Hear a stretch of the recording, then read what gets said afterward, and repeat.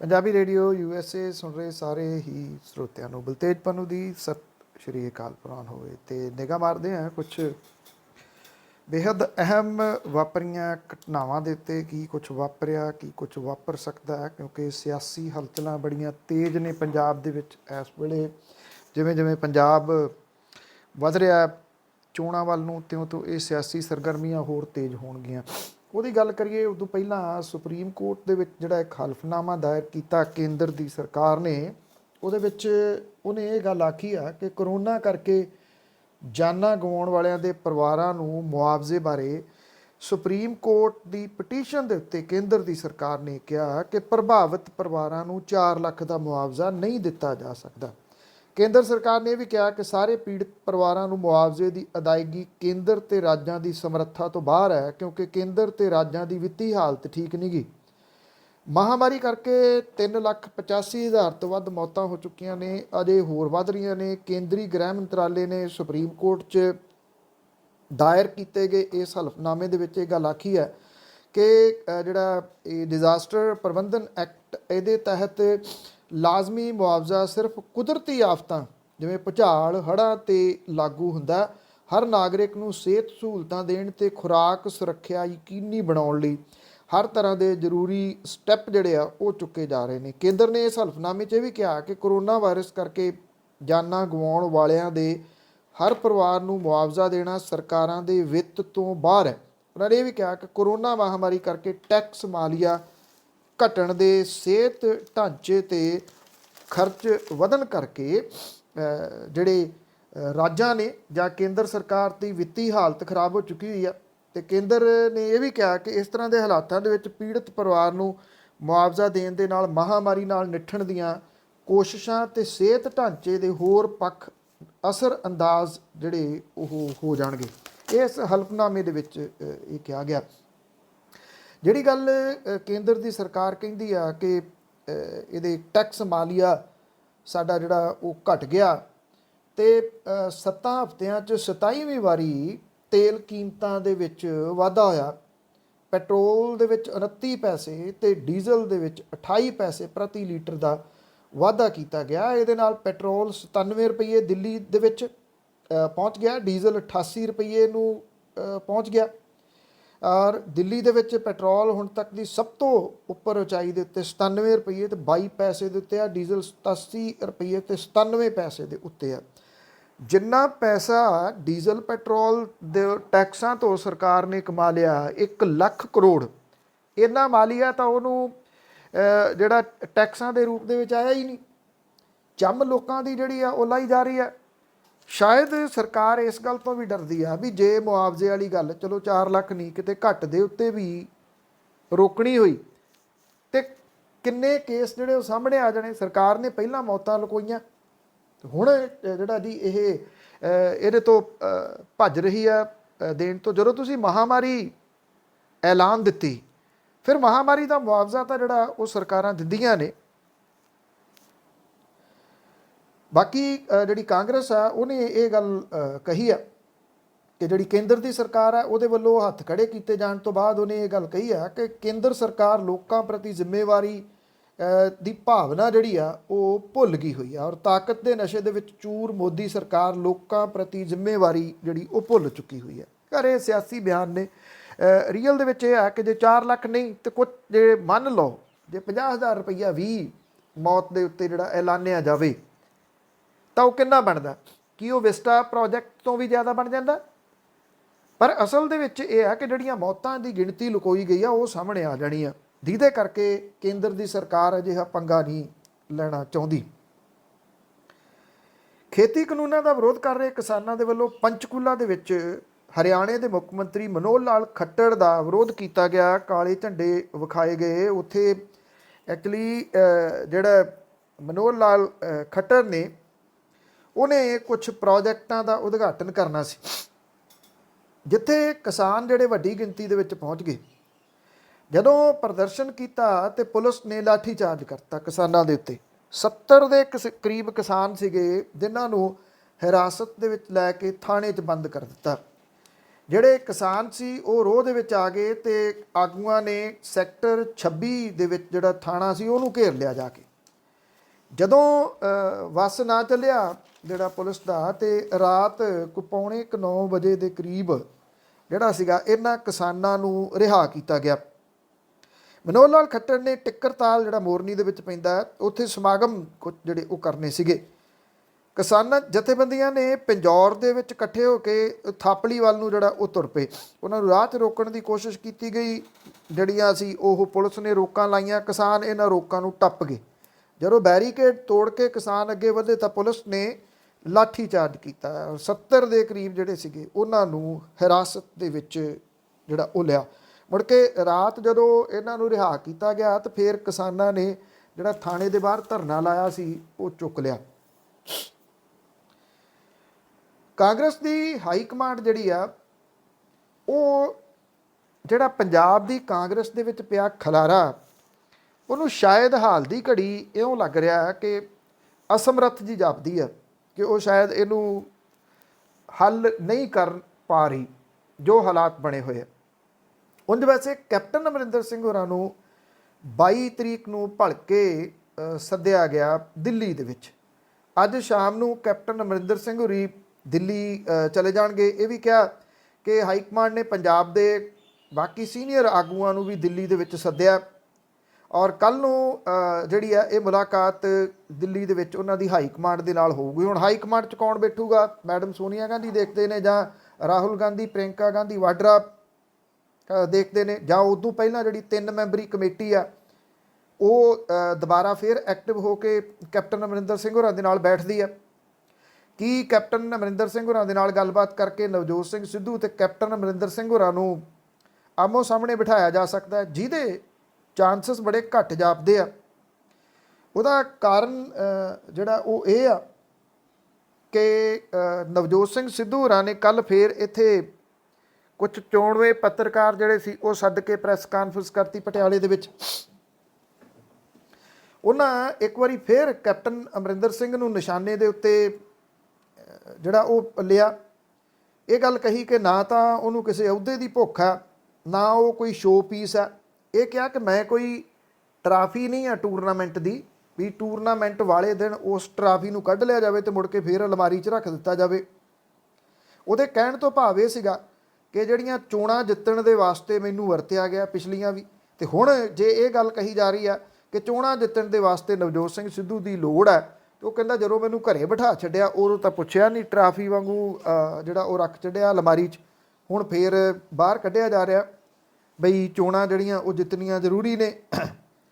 ਨਵਜੋਤ ਸਿੰਘ ਸਿੱਧੂ ਨੇ ਇੱਕ ਵਾਰੀ ਫੇਰ ਪੰਜਾਬ 'ਚ ਚੱਲ ਰਹੇ ਫਰੈਂਡਲੀ ਮੈਚ ਵੱਲ ਇਸ਼ਾਰਾ ਕੀਤਾ। ਉਹਨੇ 13 ਨੁਕਾਤੀ ਏਜੰਡਾ ਰੱਖਿਆ ਕੈਪਟਨ ਅਮਰਿੰਦਰ ਸਿੰਘ ਹੋਰਾਂ ਦੇ ਸਾਹਮਣੇ। ਇਹ ਕਿਹਾ ਕਿ ਜੇ ਮੁੱਖ ਮੰਤਰੀ ਹੋਰੀ ਇਸ ਏਜੰਡੇ ਦੇ ਉੱਤੇ ਕੰਮ ਕਰਨ ਤਾਂ ਉਹ ਪਿੱਛੇ ਲੱਗਣ ਨੂੰ ਤਿਆਰ ਨੇ, ਚਾਹੇ ਉਹਨਾਂ ਨੂੰ ਮਿਊਨਿਸਪੈਲਿਟੀ ਦੇ ਵਿੱਚ ਜਿਹੜਾ ਉਹ ਲਾ ਦਿੱਤਾ ਜਾਵੇ, ਉਹ ਉੱਥੇ ਬਹਿ ਜਾਣਗੇ, ਪਰ ਇਹ 13 ਨੁਕਾਤੀ ਜਿਹੜਾ ਪ੍ਰੋਗਰਾਮ ਹੈ ਇਹਨੂੰ ਲਾਗੂ ਕੀਤਾ ਜਾਵੇ।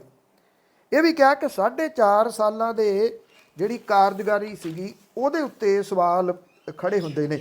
ਇਹ ਕਿਹਾ ਕਿ ਜਿਹੜਾ ਮਾਮਲਾ ਬਰਗਾੜੀ ਵਾਲਾ 4.5 ਦਿਨਾਂ ਦੇ ਵਿੱਚ ਹੱਲ ਕੀਤਾ ਜਾ ਸਕਦਾ ਸੀ, 4.5 ਸਾਲਾਂ ਦੇ ਵਿੱਚ ਨਹੀਂ ਹੋਇਆ। ਇਹ ਵੀ ਕਿਹਾ ਕਿ ਤੇਲੰਗਾਨਾ ਦੀ ਤਰਜ਼ ਵਾਲੀ ਮਾਈਨਿੰਗ ਪਾਲਿਸੀ ਦਾ ਏਜੰਡਾ ਦਿੱਤਾ ਗਿਆ, ਹੋਰ ਹੀ ਲਾਗੂ ਕੀਤਾ ਗਿਆ। ਤਾਮਿਲਨਾਡੂ ਦੀ ਤਰਜ਼ ਵਾਲੀ ਆਬਕਾਰੀ ਪਾਲਿਸੀ ਦਿੱਤੀ ਗਈ, ਉਹ ਠੁਕਰਾਤੀ। ਬਿਨਾਂ ਪਰਮਿਟ ਚੱਲਦੀਆਂ ਬੱਸਾਂ ਦਾ ਮਾਮਲਾ ਰੋਕੀ ਰੱਖਿਆ। ਇਹ ਵੀ ਕਿਹਾ ਕਿ ਕਿਸਾਨ ਭਲੇ ਲਈ ਉਹਨੇ ਏਜੰਡਾ ਰੱਖਿਆ। ਪੰਜਾਬ ਦੇ ਸਿਰ ਕਰਜ਼ੇ ਦੀ ਪੰਡ ਵੱਧ ਰਹੀ ਹੈ, ਲੋਕ ਟੈਕਸ ਦਿੰਦੇ ਨੇ, ਪਰ ਉਹ ਕਹਿੰਦੇ ਕਿ ਕਿਉਂਕਿ ਜਿਹੜੇ 2 ਪਰਿਵਾਰਾਂ ਦਾ ਰਾਜ ਆ ਪੰਜਾਬ ਦੇ ਉੱਤੇ, ਤੇ ਉਹ ਸਾਰਾ ਕੁਝ ਉਹਨਾਂ ਦੀਆਂ ਜੇਬਾਂ 'ਚ ਤੁਰਿਆ ਜਾਂਦਾ। ਇਹ ਵੀ ਕਿਹਾ ਕਿ ਮਹਿੰਗੀ ਬਿਜਲੀ ਦੇ ਉੱਤੇ ਕੋਈ ਵਾਈਟ ਪੇਪਰ ਜਾਰੀ ਕਰਨਾ ਸੀ, ਉਹ ਕਿੱਥੇ ਗਿਆ? ਕਿਹਾ ਵਪਾਰ ਕਰ ਲਓ ਜਾਂ ਫਿਰ ਲੋਕਾਂ ਦਾ ਭਲਾ ਕਰ ਲਓ। ਨਵਜੋਤ ਸਿੰਘ ਸਿੱਧੂ ਦੇ ਵੱਲੋਂ ਇਹ 22 ਤੋਂ ਪਹਿਲਾਂ ਜਿਹੜੀ ਪ੍ਰੈਸ ਕਾਨਫਰੰਸ ਕੀਤੀ ਜਾਣੀ, ਇਹਨੇ ਕਈ ਕਿਸਮ ਦੇ ਚਰਚੇ ਛੇੜ ਦਿੱਤੇ ਆ। ਵੱਡਾ ਚਰਚਾ ਜਿਹੜਾ ਇਹੀ ਚੱਲ ਰਿਹਾ ਕਿ ਕੀ ਨਵਜੋਤ ਸਿੰਘ ਸਿੱਧੂ ਨੂੰ ਜਵਾਬ ਮਿਲ ਗਿਆ ਉਤੋਂ, ਜਿਹਦੇ ਕਰਕੇ ਉਹਨੇ ਇਹ ਪ੍ਰੈਸ ਕਾਨਫਰੰਸ ਕੀਤੀ ਹੈ। ਕਿਉਂਕਿ ਹਾਈ ਕਮਾਂਡ ਨੇ ਅਜਿਹੀ ਪ੍ਰੈਸ ਕਾਨਫਰੰਸ ਕੋਈ ਵੀ ਕਰਨ ਤੋਂ ਰੋਕਿਆ। ਔਰ ਜਦੋਂ ਜਿਹੜੀ ਪ੍ਰੈਸ ਕਾਨਫਰੰਸ ਕੀਤੀ ਸੀਗੀ ਪ੍ਰਗਟ ਸਿੰਘ ਹੋਰਾਂ ਨੇ, ਤੇ ਉਦੋਂ ਵੀ ਆਖਿਆ ਗਿਆ ਸੀ ਕਿ ਉਹਨਾਂ ਤੇ ਐਕਸ਼ਨ ਲਿਆ ਜਾਊਗਾ ਜੇ ਉਹਨਾਂ ਨੇ ਦੁਬਾਰਾ ਉਹ ਬੋਲੇ ਤਾਂ। ਹੁਣ ਕਿਉਂਕਿ ਨਵਜੋਤ ਸਿੰਘ ਸਿੱਧੂ ਹੋਰੀ ਬੋਲੇ ਨੇ, ਇਹ ਜਦੋਂ ਅੱਜ ਕੈਪਟਨ ਅਮਰਿੰਦਰ ਸਿੰਘ ਹੋਰਾਂ ਨੇ ਜਾਣਾ ਤੇ ਬਿਨਾਂ ਕਿਸੇ ਸ਼ੱਕ ਦੇ ਕਟੀਆਂ ਵੀ ਨਾਲ ਲੈ ਕੇ ਜਾਣਗੇ ਵੀ ਉਹ ਤਾਂ ਫਿਰ ਬੋਲੀ ਜਾਂਦਾ। ਵੇਖਣਾ ਹੁਣ ਇਹੀ ਹੋਊਗਾ ਕਿ ਜਿਹੜੀ ਹਾਈ ਕਮਾਂਡ ਹੈ ਉਹ ਇਸ ਮਸਲੇ ਨੂੰ ਸੁਲਝਾਉਂਦੀ ਕਿੱਦਾਂ। ਉਹ ਆਪਣੀ ਜਗ੍ਹਾ ਦੇ ਉੱਤੇ ਆ, ਪਰ ਉੱਧਰ ਜਿਹੜੀ ਮੌਜੂਦਾ ਸਰਕਾਰ ਹੈ ਕਾਂਗਰਸ ਦੀ, ਉਹ ਬਿਲਕੁਲ ਫਟ ਗਈ ਇਸ ਮੁੱਦੇ ਦੇ ਉੱਤੇ ਕਿ 2 ਵਿਧਾਇਕਾਂ ਦੇ ਮੁੰਡਿਆਂ ਨੂੰ ਨੌਕਰੀ ਜਿਹੜੀ ਉਹ ਦੇ ਦਿੱਤੀ। 9 ਮੰਤਰੀ ਜਿਹੜੇ ਨੇ ਉਹ ਕੈਪਟਨ ਅਮਰਿੰਦਰ ਸਿੰਘ ਦੇ ਹੱਕ 'ਚ ਡਟੇ ਆ, ਜਿਹਦੇ ਵਿੱਚ ਉਹਨਾਂ ਦੇ ਖਾਸਮ ਖਾਸ ਹੀ ਨੇ ਰਾਣਾ ਗੁਰਮੀਤ ਸਿੰਘ ਸੋਢੀ, ਸਾਧੂ ਸਿੰਘ ਧਰਮਸੋਤ। ਸਾਧੂ ਸਿੰਘ ਧਰਮਸੋਤ ਨਾ ਹੁੰਦੇ ਤੇ ਸਵਾਲ ਹੁੰਦਾ, ਉਹਨੇ ਤਾਂ ਪਹਿਲਾਂ ਜਿਹੜਾ ਉਹ ਆਉਣਾ ਹੀ ਸੀਗਾ।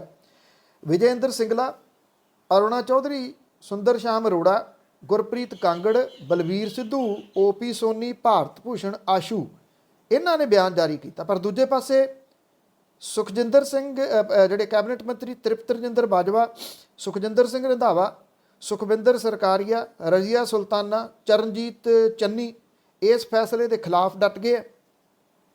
ਮਨਪ੍ਰੀਤ ਬਾਦਲ, ਬ੍ਰਹਮ ਮਹਿੰਦਰਾ ਦਾ ਕੋਈ ਇਹਦੇ ਉੱਤੇ ਬਿਆਨ ਨਹੀਂ ਆਇਆ, ਉਹ ਵਿੱਚ ਵਿਚਾਲੇ ਨੇ। ਗੁਰਜੀਤ ਔਜਲਾ, ਰਵਨੀਤ ਸਿੰਘ ਬਿੱਟੂ, ਜਸਬੀਰ ਡਿੰਪਾ, ਮੁਹੰਮਦ ਸਦੀਕ ਤੇ ਮੰਡੀ ਬੋਰਡ ਦੇ ਚੇਅਰਮੈਨ ਲਾਲ ਸਿੰਘ ਨੇ ਮੁੱਖ ਮੰਤਰੀ ਦੀ ਪਿੱਠ ਜਿਹੜੀ ਉਹ ਥਾਪੜੀ ਹੈ। ਜਿਹੜੇ ਵਿਧਾਇਕ ਨੇ ਉਹ ਵੀ ਇਸ ਮਾਮਲੇ ਦੇ ਉੱਤੇ ਫਟ ਗਏ ਨੇ। ਬਹੁਤੇ ਵਿਧਾਇਕ ਜਿਹੜੇ ਆ ਉਹ ਇਹਨਾਂ ਵਿਧਾਇਕਾਂ ਦੇ ਮੁੰਡਿਆਂ ਨੂੰ ਨੌਕਰੀ ਨਾ ਦਿੱਤੇ ਜਾਣ ਦੇ ਹੱਕ ਦੇ ਵਿੱਚ ਨੇ। ਇਹ ਕਹਿੰਦੇ ਨੇ ਕਿ ਨਹੀਂ, ਇਹ ਨੌਕਰੀ ਦਿੱਤੀ ਜਾਣੀ ਚਾਹੀਦੀ ਸੀ। ਇਸ ਮਾਮਲੇ ਦੇ ਉੱਤੇ ਕੈਪਟਨ ਅਮਰਿੰਦਰ ਸਿੰਘ ਹੁਰੀ ਘਿਰ ਗਏ ਆ, ਕਿਉਂਕਿ ਜਿੰਨੀ ਤੋਏ ਤੋਏ ਪੰਜਾਬ ਦੇ ਵਿੱਚ ਇਹਨਾਂ 2 ਵਿਧਾਇਕਾਂ ਦੇ ਮੁੰਡਿਆਂ ਨੂੰ ਨੌਕਰੀ ਦੇਣ ਦੀ ਹੋ ਰਹੀ ਆ, ਇੰਨੀ ਤੋਏ ਤੋਏ ਪਹਿਲਾਂ ਬਰਗਾੜੀ ਤੇ ਨਸ਼ੇ ਵਾਲੇ ਮਾਮਲੇ ਦੇ ਉੱਤੇ ਹੁੰਦੀ ਸੀ। ਇਹ ਤੀਜਾ ਮਸਲਾ ਨਾਲ ਵੱਡਾ ਆ ਕੇ ਇੱਕ ਕਿਸਮ ਦੇ ਨਾਲ ਜੁੜ ਗਿਆ। ਜੇ ਇੱਕ ਪਾਸੇ ਨਵਜੋਤ ਸਿੰਘ ਸਿੱਧੂ ਹੋਰਾਂ ਦੀ ਪ੍ਰੈਸ ਕਾਨਫਰੰਸ ਵਾਲਾ ਮੁੱਦਾ ਕੈਪਟਨ ਸਾਹਿਬ ਮੂਹਰੇ ਰੱਖਿਆ ਜਾਊਗਾ ਹਾਈ ਕਮਾਂਡ ਦੇ ਵੱਲੋਂ, ਤੇ ਜਿਹੜੇ ਦੂਜੀ ਧਿਰ ਹੈ ਉਹ ਆ ਵੀ ਤਾਂ ਮਸਲਾ ਰੱਖੂਗੀ ਕਿ ਆਹ ਦੇਖੋ ਤੁਸੀਂ ਕਿਹੜੇ ਤਰੀਕੇ ਦੇ ਨਾਲ ਚੁੱਕ ਕੇ ਇਹਨਾਂ ਨੂੰ ਨੌਕਰੀਆਂ ਪੋਤਰਿਆਂ ਨੂੰ ਜਿਹੜੀਆਂ ਉਹ ਦੇ ਦਿੱਤੀਆਂ ਗਈਆਂ। ਦੂਜੇ ਪਾਸੇ ਇਹਨਾਂ ਦੀ ਜਿਹੜੇ ਵਿਧਾਇਕ ਨੇ ਜਿਨ੍ਹਾਂ ਦੇ ਮੁੰਡਿਆਂ ਨੂੰ ਨੌਕਰੀਆਂ ਦਿੱਤੀਆਂ ਗਈਆਂ, ਉਹਨਾਂ ਦੀ ਜਾਇਦਾਦ ਦੀ ਫਰੋਲਾ ਫਰਾਲੀ ਸਾਰੇ ਜਗ੍ਹਾ ਦੇ ਉੱਤੇ ਹੋਈ ਜਾਂਦੀ ਹੈ। ਕਰੋੜਾਂ ਪਤੀ ਨੇ ਇਹ, ਔਰ ਇਹਨਾਂ ਨੇ ਜੋ ਆਪ ਡਿਕਲੇਅਰ ਕੀਤਾ ਹੋਇਆ 17 ਦੀਆਂ ਚੋਣਾਂ ਦੇ ਵਿੱਚ, ਉਹ ਇਹਨਾਂ ਦੀ ਜਿਹੜੀ ਉਹ ਜਾਣਕਾਰੀ ਆ ਕਿ ਕਿੰਨੀ ਕਿੰਨੀ ਪ੍ਰਾਪਰਟੀ ਦੇ ਇਹ ਮਾਲਕ ਨੇ, ਕਰੋੜਾਂ ਪਤੀ ਨੇ, ਪਰ ਇਹਨਾਂ ਨੂੰ ਨੌਕਰੀਆਂ ਜਿਹੜੀਆਂ ਉਹ ਤਰਸ ਦੇ ਆਧਾਰ ਦੇ ਉੱਤੇ ਦਿੱਤੀਆਂ ਗਈਆਂ, ਜਦੋਂ ਕਿ ਜਿਹੜੇ ਬੇਰੁਜ਼ਗਾਰ ਨੇ ਉਹ ਡਾਂਗਾ ਖਾਂਦੇ ਫਿਰਦੇ ਆ ਜਾਂ ਫਿਰ ਇੱਥੇ ਬਿਲਡਿੰਗਾਂ ਦੇ ਉੱਤੇ ਚੜ੍ਹੇ ਹੋਏ ਆ। ਅੱਜ ਇੱਥੇ ਆਮ ਆਦਮੀ ਪਾਰਟੀ ਦੇ ਨੈਸ਼ਨਲ ਕਨਵੀਨਰ ਜਿਹੜੇ ਨੇ ਦਿੱਲੀ ਦੇ ਮੁੱਖ ਮੰਤਰੀ ਅਰਵਿੰਦ ਕੇਜਰੀਵਾਲ ਦੀ ਅੰਮ੍ਰਿਤਸਰ ਦੀ ਫੇਰੀ ਆ, ਔਰ ਇਸ ਗੱਲ ਨੂੰ ਲੈ ਕੇ ਵੱਡਾ ਚਰਚਾ ਹੈ ਕਿ ਸਾਬਕਾ IG ਬੇਅਦਬੀ ਕਾਂਡ ਤੇ ਗੋਲੀ ਕਾਂਡ ਦੀ ਜਾਂਚ ਕਰਨ ਵਾਲੇ ਕੁੰਵਰ ਵਿਜੇ ਪ੍ਰਤਾਪ ਹੁਰੀ ਆਮ ਆਦਮੀ ਪਾਰਟੀ ਜੁਆਇਨ ਕਰਨ ਜਾ ਰਹੇ ਆ। ਕੁੰਵਰ ਵਿਜੇ ਪ੍ਰਤਾਪ ਹੁਰਾਂ ਨੇ ਜਿਹੜਾ ਉਹ ਅਕਾਲੀ ਦਲ ਦੇ ਉੱਤੇ ਕੱਲ੍ਹ ਹਮਲਾ ਬੋਲਿਆ, ਉੱਥੋਂ ਹੀ ਇਹ ਕਿਆਸ ਅਰਾਈਆਂ ਲੱਗਣੀਆਂ ਸ਼ੁਰੂ ਹੋ ਗਈਆਂ, ਤੇ ਉਸ ਤੋਂ ਬਾਅਦ ਜਿਹੜਾ ਸੀ ਉਹ ਅਰਵਿੰਦ ਕੇਜਰੀਵਾਲ ਦਾ ਟਵੀਟ ਆ ਗਿਆ ਕਿ ਕੱਲ੍ਹ ਨੂੰ ਅੰਮ੍ਰਿਤਸਰ ਦੇ ਵਿੱਚ ਮਿਲਦੇ ਆ। ਉੱਥੋਂ ਇਹ ਕਿਆਸ ਅਰਾਈਆਂ ਜਿਹੜੀਆਂ ਵੱਡੀਆਂ ਹੋ ਗਈਆਂ। ਅੱਜ ਕੁੰਵਰ ਵਿਜੇ ਪ੍ਰਤਾਪ ਨੂੰ ਜਦੋਂ ਸ਼ਾਮਲ ਕੀਤਾ ਜਾਊਗਾ, ਕੀ ਕੋਈ ਹੋਰ ਵੀ ਹੋ ਸਕਦੇ ਆ, ਇਹ ਵੱਡਾ ਸਵਾਲ ਖੜਾ ਹੋ ਗਿਆ।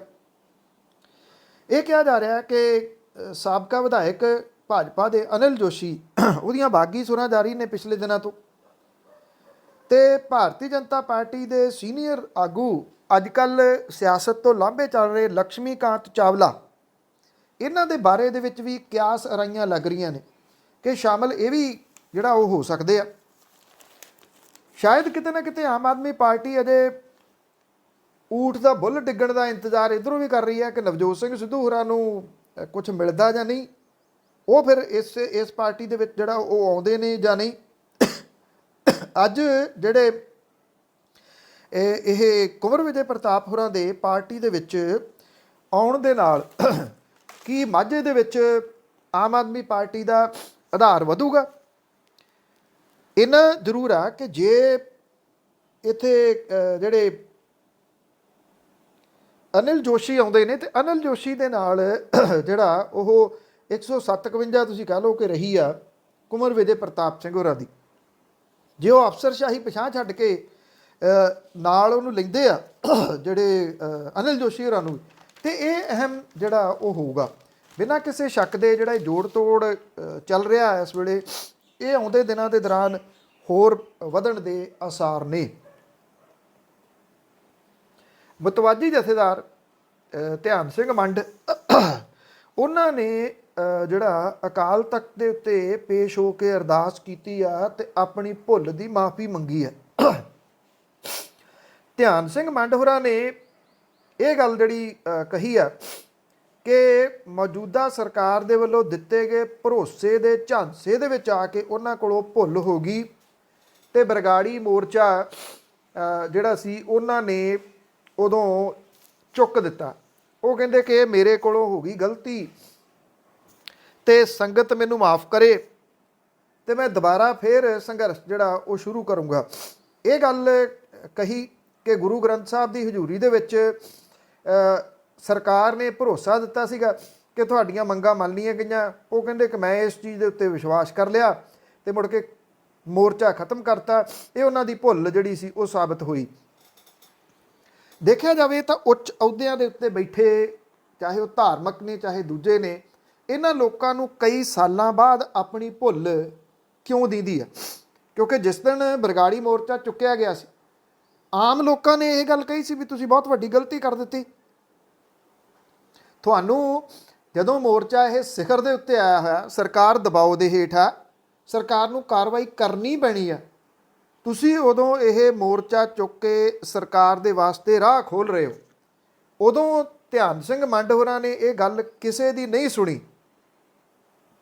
ਹੁਣ ਵੱਡਾ ਸਵਾਲ ਇਹ ਆ ਕਿ ਜਦੋਂ ਉਹ ਮੁਆਫੀ ਮੰਗ ਰਹੇ ਆ ਸਭ ਤੋਂ ਇਹ ਮੁਆਫੀ ਜਿਹੜੀ ਆ, ਇਹ ਆਮ ਲੋਕ ਜਿਹੜੇ ਹਰਟ ਹੋਏ ਸੀਗੇ ਉਹ ਇਹਨੂੰ ਮੰਨਣਗੇ ਜਾਂ ਨਹੀਂ? ਇਹ ਵੱਡਾ ਜਿਹੜਾ ਜੀ ਉਹ ਸਵਾਲ ਹੈ। ਪਰ ਇੰਨੀ ਗੱਲ ਜ਼ਰੂਰ ਹੈ ਕਿ ਉਹਨਾਂ ਨੇ ਆਪਣੀ ਗਲਤੀ ਸਵੀਕਾਰੀ ਹੈ। ਤੋ ਇਹ ਕੰਸੀਡਰ ਹੁੰਦਾ ਜਾਂ ਨਹੀਂ, ਉਹ ਬਾਅਦ ਵਾਲੀਆਂ ਗੱਲਾਂ ਨੇ, ਕਿਉਂਕਿ ਲੋਕ ਹਰਟ ਬਹੁਤ ਹੋਏ। ਲੱਖਾਂ ਦੀ ਗਿਣਤੀ ਦੇ ਵਿੱਚ ਲੋਕ ਉੱਥੇ ਪਹੁੰਚੇ ਸੀਗੇ ਔਰ ਉਹ ਇੱਕ ਭਰੋਸਾ ਕਰਕੇ ਗਏ ਸੀ ਲੋਕ। ਉਹਨਾਂ ਦਾ ਭਰੋਸਾ ਤਾਂ ਉਦੋਂ ਟੁੱਟਿਆ। 6ਵੇਂ ਤਨਖਾਹ ਕਮਿਸ਼ਨ ਦੀ ਰਿਪੋਰਟ ਬੇਸ਼ੱਕ ਅਜੇ ਜਨਤਕ ਨਹੀਂ ਕੀਤੀ ਗਈ, ਪਰ ਕਨਸੋਆਂ ਦੇ ਮੁਤਾਬਕ ਇਸ ਰਿਪੋਰਟ ਨੂੰ ਸਮੁੱਚੇ ਮੁਲਾਜ਼ਮ ਵਰਗ ਨੇ ਨਾਮਨਜ਼ੂਰ ਕਰਕੇ ਇਹਨੂੰ ਲੰਗੜਾ ਕਰਾਰ ਦਿੱਤਾ। ਜਿਹੜੀਆਂ ਮੁਲਾਜ਼ਮ ਮੰਚ ਹੈਗੀਆਂ ਨੇ ਇੱਥੇ, ਉਹਨਾਂ ਨੇ ਇਹ ਗੱਲ ਜਿਹੜੀ ਆ ਕਹੀ ਆ ਕਿ 6ਵੇਂ ਤਨਖਾਹ ਕਮਿਸ਼ਨ ਦੀਆਂ ਸਿਫਾਰਿਸ਼ਾਂ ਦੇ ਮੁਤਾਬਕ ਜਿਹੜੇ ਮੁਲਾਜ਼ਮਾਂ ਨੂੰ 2011 ਦੇ ਵਿੱਚ ਵਧੇ ਹੋਏ ਪੇ ਬੈਂਡ ਤੇ ਗ੍ਰੇਡ ਪੇ ਮੁਤਾਬਕ ਤਨਖਾਹ ਮਿਲ ਰਹੀਆਂ ਸੀ, ਉਹਨਾਂ ਨੂੰ 2.25 ਦੇ ਗੁਣਾਂਕ ਦੇ ਅਨੁਸਾਰ ਵਾਧਾ ਮਿਲਣਾ ਹੈ, ਜਿਹੜਾ ਕਿ ਕੇਂਦਰੀ ਮੁਲਾਜ਼ਮਾਂ ਦੇ 2.57 ਦੇ ਗੁਣਾਂਕ ਦੇ ਨਾਲ ਕੀਤੇ ਵਾਧੇ ਤੋਂ ਘੱਟ ਹੈ। ਉਧਰ ਡੈਮੋਕ੍ਰੈਟਿਕ ਟੀਚਰਸ ਫਰੰਟ ਨੇ 6ਵਾਂ ਜਿਹੜਾ ਇਹ ਤਨਖਾਹ ਕਮਿਸ਼ਨ ਹੈ, ਇਹਦੀ ਰਿਪੋਰਟ ਨੂੰ ਇੱਕ ਛਲਾਵਾ ਕਰਾਰ ਦੇ ਦਿੱਤਾ ਔਰ ਸਿਰੇ ਤੋਂ ਇਹਨੂੰ ਰੱਦ ਕਰ ਦਿੱਤਾ। ਜਥੇਬੰਦੀ ਜਿਹੜੀ ਆ ਉਹ ਇਹ ਕਹਿੰਦੀ ਆ ਕਿ ਅੰਕੜਿਆਂ ਦੇ ਹੇਰ-ਫੇਰ ਦੇ ਨਾਲ ਕਰਮਚਾਰੀਆਂ ਨੂੰ ਪਤਿਆਉਣ ਦੀ ਕੋਸ਼ਿਸ਼ ਕੀਤੀ ਗਈ ਆ, ਪਰ ਸਰਕਾਰ ਇਹ ਨਹੀਂ ਜਾਣਦੀ ਕਿ ਮੁਲਾਜ਼ਮ ਸੰਘਰਸ਼ ਤੇ ਟੇਕ ਰੱਖਦਿਆਂ ਆਪਣੇ ਹੱਕਾਂ ਦੇ ਉੱਤੇ ਡਾਕਾ ਜਿਹੜਾ ਉਹ ਨਹੀਂ ਪੈਣ ਦੇਣਗੇ। ਭਾਵ ਕਿ ਇਹ ਜਿਹੜੇ ਪੇ ਕਮਿਸ਼ਨ ਸੀਗਾ ਉਹਨੂੰ ਰੱਦ ਕਰ ਦਿੱਤਾ ਇਹਨਾਂ ਜਥੇਬੰਦੀਆਂ ਨੇ। ਉਧਰ ਜਿਹੜਾ ETT ਟੈਟ ਪਾਸ ਇੱਕ ਅਧਿਆਪਕ, ਬੇਰੁਜ਼ਗਾਰ ਅਧਿਆਪਕ ਜਿਹੜਾ ਇੱਥੇ ਪਟਿਆਲੇ ਦੇ ਵਿੱਚ ਟੈਂਕੀ ਤੇ ਚੜ੍ਹਿਆ ਹੋਇਆ, ਸੁਰਿੰਦਰਪਾਲ, ਉਹਨੇ ਇੱਕ ਵੀਡੀਓ ਜਾਰੀ ਕਰਕੇ ਮੁੱਖ ਮੰਤਰੀ ਤੇ ਰਾਸ਼ਟਰਪਤੀ ਤੋਂ ਸਵੈ ਇੱਛਕ ਮੌਤ ਮੰਗੀ ਆ। ਉਹਨੇ ਇਹ ਗੱਲ ਕਹੀ ਆ ਕਿ ਉਹ ਜਿਉਣਾ ਨਹੀਂ ਚਾਹੁੰਦਾ, ਹੋਰ ਉਹਨੂੰ ਮਰਨ ਦੀ ਪਰਮਿਸ਼ਨ ਦਿੱਤੀ ਜਾਵੇ, ਤੇ ਉਹਨੇ ਟੈਂਕੀ ਦੇ ਉੱਤੇ ਹੀ ਭੁੱਖ ਹੜਤਾਲ ਜਿਹੜੀ ਆ ਉਹ ਆਪਣੀ ਸ਼ੁਰੂ ਕਰ ਦਿੱਤੀ ਹੈ। ਹੈਰਾਨੀ ਵਾਲੀ ਗੱਲ ਇਹ ਆ ਕਿ 3 ਮਹੀਨੇ ਤੋਂ ਟੈਂਕੀ ਦੇ ਉੱਤੇ ਬੈਠੇ ਇਸ ਨੌਜਵਾਨ ਦੇ ਨਾਲ ਸਰਕਾਰ ਦੇ ਕੋਲੇ ਗੱਲਬਾਤ ਕਰਨ ਦਾ ਵੀ ਸਮਾਂ ਨਹੀਂਗਾ। ਜੇ ਕੱਲ੍ਹ ਨੂੰ ਕੋਈ ਇਸ ਤਰ੍ਹਾਂ ਦੀ ਮੰਦਭਾਗੀ ਘਟਨਾ ਜਿਹੜੀ ਉਹ ਵਾਪਰ ਜਾਂਦੀ ਆ ਇਹਦੇ ਨਾਲ ਨੌਜਵਾਨ ਦੇ, ਮੁੜ ਕੇ ਸਰਕਾਰਾਂ ਜਿਹੜੀਆਂ ਤੁਰੀਆਂ ਫਿਰਨਗੀਆਂ ਉਹਨਾਂ ਦੇ ਘਰਾਂ ਦੇ ਵਿੱਚ ਜਿਹੜਾ ਜੀ ਉਹ ਮੁਆਵਜ਼ਾ ਲੈ ਕੇ ਜਦੋਂ ਲੋਕਾਂ ਦਾ ਪ੍ਰੈਸ਼ਰ ਪਿਆ, ਜਦੋਂ ਕਿ ਅਜੇ ਸਮਾਂ ਰਹਿੰਦਿਆਂ ਚਾਹੇ ਉਹ ਐਜੂਕੇਸ਼ਨ ਬੋਰਡ ਦੀ ਬਿਲਡਿੰਗ ਤੇ ਚੜ੍ਹੇ ਨੇ, ਚਾਹੇ ਟੈਂਕੀ ਤੇ ਚੜ੍ਹਿਆ, ਇਹਨਾਂ ਦੇ ਨਾਲ ਗੱਲਬਾਤ ਕਰਨ ਦੇ ਵਾਸਤੇ ਤਿਆਰ ਨਹੀਂ ਗੀ। ਬਹੁਤ ਬਹੁਤ ਧੰਨਵਾਦ। ਮੇਰੀ ਤੁਹਾਡੀ ਮੁਲਾਕਾਤ ਕੱਲ੍ਹ ਨੂੰ ਦੁਬਾਰਾ ਹੋਊਗੀ। ਇਜਾਜ਼ਤ ਦਿਓ। ਸਤਿ ਸ਼੍ਰੀ ਅਕਾਲ।